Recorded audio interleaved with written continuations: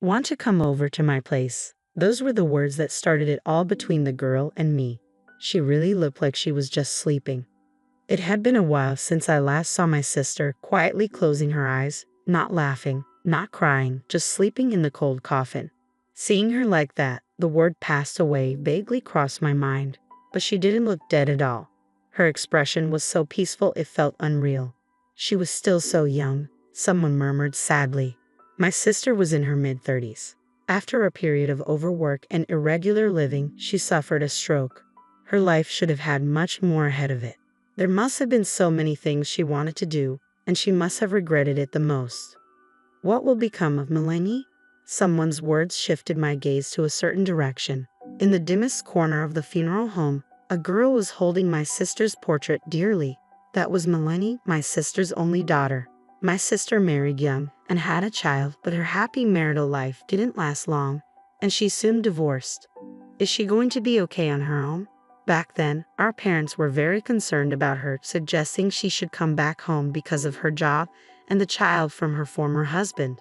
Yet she declined with a smile. I'm fine, leave it to me. Even now, thinking back, that line was very much like her. She was exceptionally responsible and family-oriented. That's probably why she said that, not wanting to trouble our parents. True to her word, she raised her daughter Melanie admirably.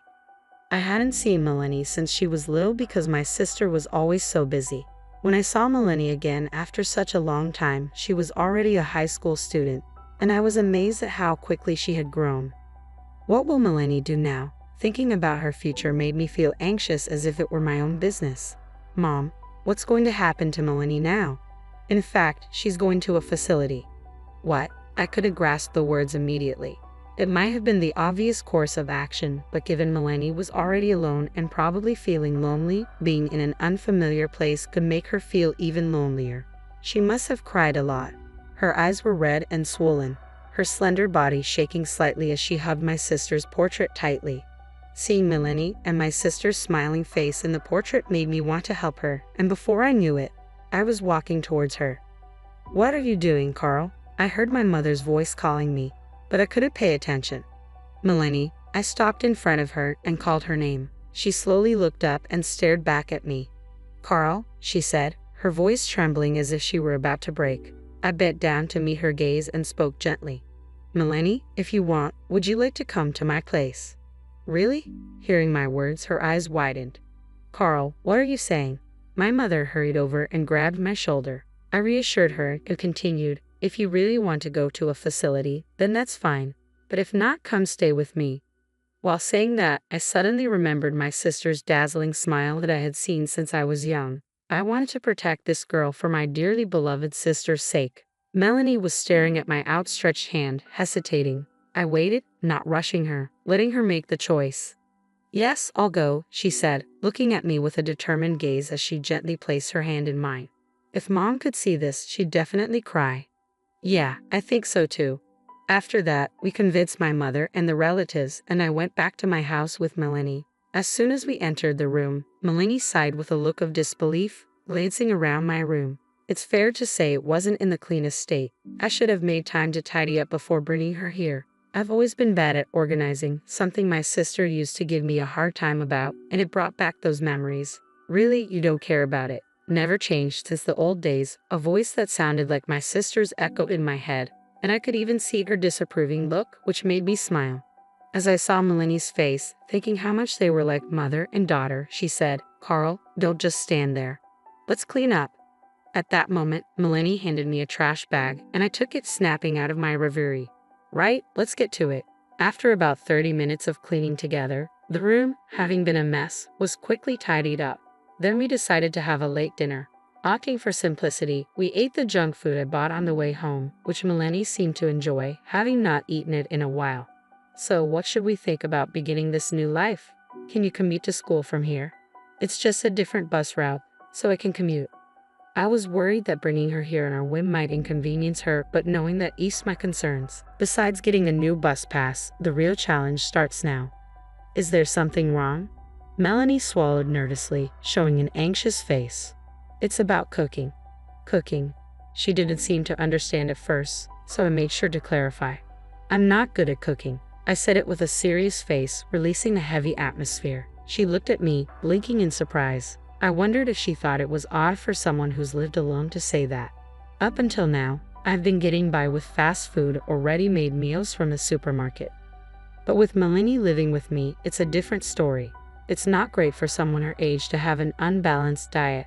As I looked down, unable to bear the silence, she suddenly burst out laughing. I hesitantly looked up, and she was shaking with laughter. This is a big deal for me, you know. Eating boxed meals every day isn't really good, right? I know that's true. Her continued laughter made me feel embarrassed, yet seeing her smile like that was somewhat reassuring. Mom was right. What do you mean? Mom used to say a lot. Carl is kind and decent looking, but when it comes to cooking, he's really hopeless. With that, she smiled. I was surprised my sister had talked about me like that.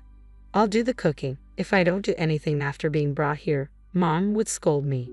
Melanie's smile was bright, but simultaneously her voice sounded pained and sorrowful, which just made my heart ache. I tried not to cry, just like she did, and put on a smile as I said, "Thank you. That would really help." "Leave it to me," she flashed a bright smile. That smile was so much like my sister's that I almost let the tears spill, but quickly looked away so Melanie wouldn't notice. "Carl, what's wrong all of a sudden?" "No, it's nothing, just got something in my eyes." If I started crying now, I'd only make her worry unnecessarily. Plus, she's been putting on a brave face with a smile since the funeral, not shedding any tears. I needed to be strong too, I thought. After that, the days went surprisingly smoothly. "Good morning, Carl." Turns out Melanie is a morning person. By the time I got up, she had already made breakfast and sandwiches for lunch, which really surprised me at first. Moreover, her every dish was delicious. She had learned from her mother since she was a kid. "You're not a morning person, just like Mom." "I always used to get up early," I bragged, trying to seem like a good uncle in front of my niece. Actually, not always, but I wanted to impress her a bit. Melanie was not only good at cooking but seemed to be skilled in all household chores, teaching me various things on days off. "Sort the laundry by colors to prevent color transfer," she instructed. Trying not to laugh at her slightly proud posture, I responded, "Yes, Teacher Melanie." Though I was a bit anxious at first about how things would turn out, she was very capable, and all in all, we had fun. More importantly, I found myself feeling reassured by her gradually increasing smiles. Ever since the day I brought Melanie here, I've been reminded of my sister's words over and over. For me, my girl is like, one night, past 1:00 a.m., as I was about to go to bed, I noticed light coming from Melanie's room. What's she doing up at this time? Curious, I peeked into her room and saw her focus on her desk. She was oblivious to my presence. Right, she's a high school senior in the midst of choosing and preparing for college. According to what my mother told me, her grades are among the top in her class. Despite that, she always helps out around the house. Maybe I've been making her worry unnecessarily. That's when an idea struck me. Okay, this is it. It's Melanie who's working hard, and it will be her who faces the outcome, not me. There's not much I can do for her, but that's exactly why there are things I can do. Ouch! Hot water splashed onto my fingertip, the sound echoing in the quiet kitchen. Phew, did Melanie hear that? For a moment, I tensed and expected a reaction, but there was silence. I breathed a sigh of relief. All right, this is good. Later, I visited her room again. After knocking softly a few times, I slowly opened the door. Melanie, startled by the sound, turned around with a jerk. "What's up?" Seeing the study notes filled with dense text on her desk, I could tell how hard she's been working. "May I come in?" "Sure." Given she's a teenager, I asked for permission before stepping into her room, then offered her the tray I was holding. "I remember your mom mentioned you like hot chocolate, so here." Melanie took the tray, her eyes lighting up at the sight of the hot chocolate and hot dog, her face breaking into a happy smile. "Hot chocolate and hot dog? That's an odd combo, right?" "Yeah. But that's all I could make, and I thought it'd be just right for a late-night snack. You like ketchup, right?" I added so much the hot dog was drenched. The hot dog was simple, but I prepared it with all the love I could muster. "Thank you. I'm really happy." "This is nothing. Just make sure you don't stay up too late for tomorrow." "Yes, got it." I smiled kindly at her and quietly closed the door behind me. "By the way, how's living with your niece going?" During lunch at the company cafeteria, my coworker Charles, seeing the sandwich Melanie had prepared for me, asked with keen interest. It's going well. She seems busy with her studies lately. Since that day, the light in Melanie's room has often stayed on late into the night. She must be in the critical phase of her exam preparation. I've been quietly rooting for her. Last time I asked, she was about elementary school age, but now she's already that old.